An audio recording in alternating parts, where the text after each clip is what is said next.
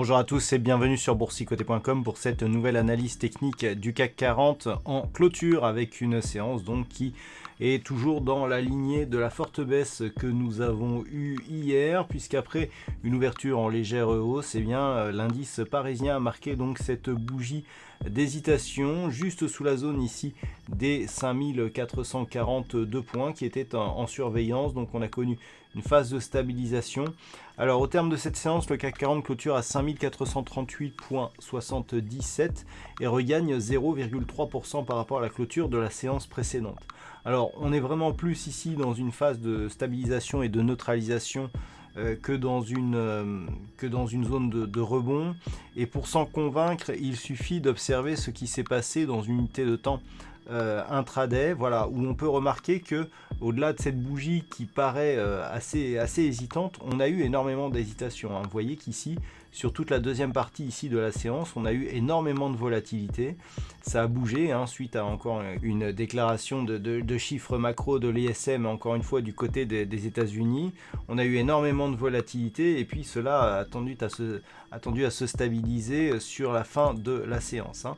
Donc si on repasse ici en daily, on peut se rendre compte que eh bien, cette hésitation, elle n'est pas réellement révélatrice de ce qui s'est passé sur cette séance. Toujours est-il qu'elle s'inscrit totalement à l'extérieur des bandes de Bollinger, ce qui est un signal assez fort. Donc on pourrait parler d'excès baissier, mais nous allons voir que eh bien, l'excès n'est pas si flagrant que ça. Du point de vue des indicateurs techniques, nous avons donc une configuration qui reste fortement baissière, notamment ici sur les histogrammes du MACD qui continue à évoluer d'une manière négative. Vous voyez que du point de vue de l'amplitude, on est sur une zone d'amplitude du MACD qui n'est pas exceptionnelle, hein, que l'on a déjà connu hors zone de grosse tension. Et puis sur le RSI, eh bien, on est toujours ici sur une trajectoire baissière. On est ici donc proche des 40, mais ça reste neutre hein, d'un point de vue moyen terme. Donc aucun signal d'excès sur cette phase et des volumes en légère baisse par rapport à ce que nous avions eu hier.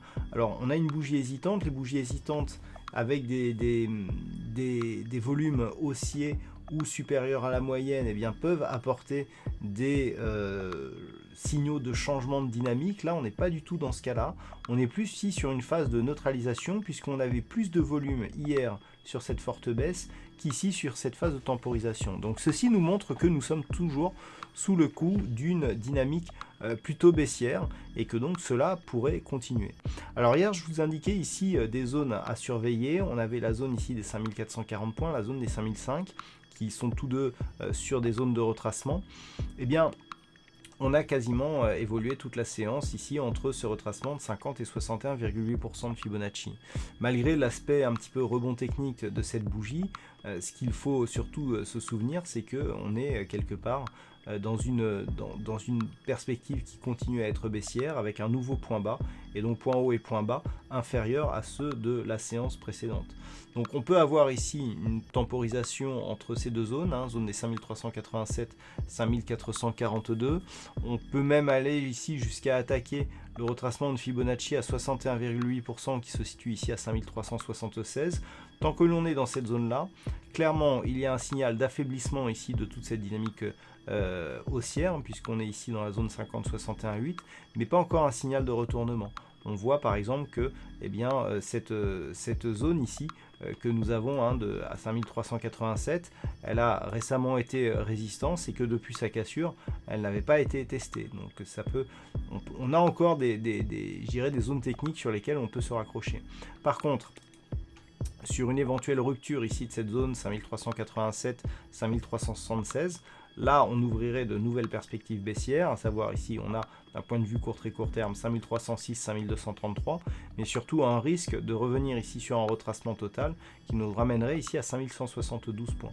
Donc la zone vraiment à surveiller demain, ça sera ici cette zone 5376, 5387, car un enfoncement serait synonyme d'une belle poursuite de mouvement baissier. A l'inverse, si les cours ici repartent, et notamment là on va commencer à surveiller cette zone ici est 5440-42 points. Si on repasse au-dessus, après justement cette bougie fortement baissière, cette zone d'hésitation, si on marque ici une nouvelle bougie avec une forte dynamique haussière, là, alors là je parle dans le meilleur des cas, la configuration serait fortement haussière et on pourrait directement retrouver un objectif ici de retour sur les précédents points hauts significatifs. Donc ça, c'est dans le cas d'une bougie forte et verte. On n'aurait pas tout à fait une étoile du matin, hein, puisque le doji ici, enfin l'ouverture ne s'est pas faite sur un gap baissier. Mais on aurait quand même une belle structure de retournement. Ensuite, on a les scénarios alternatifs. En cas de rebond, tant que les cours restent ici entre 5440 et 5537, eh bien, ce rebond ne sera que technique. C'est-à-dire là, pour valider, hein, comme je vous l'ai indiqué, pour valider un retournement, il faudrait une bougie qui ait une forte conviction et qui clôture au-delà ici de cette zone des 5537 points.